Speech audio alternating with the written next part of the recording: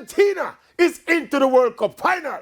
But with all due respect, this moment, this journey, this story is all about Lionel Andres Messi's belated march towards the pinnacle of football greatness. And contextually, the case can be made that the support cast is doing what they're supposed to do. But don't get it twisted. This Argentina team goes as Messi goes. These players are feeding off the confidence and the brilliance of Messi.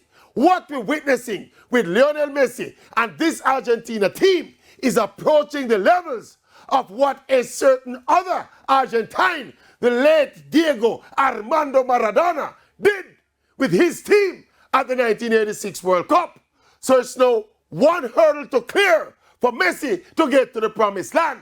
And as a previous critic of Messi's World Cup performances, I am now just one step away from total vindication in my critique of Messi. That with his skill set and his superior quality, it was always unacceptable that he never did in previous World Cups what he's doing now.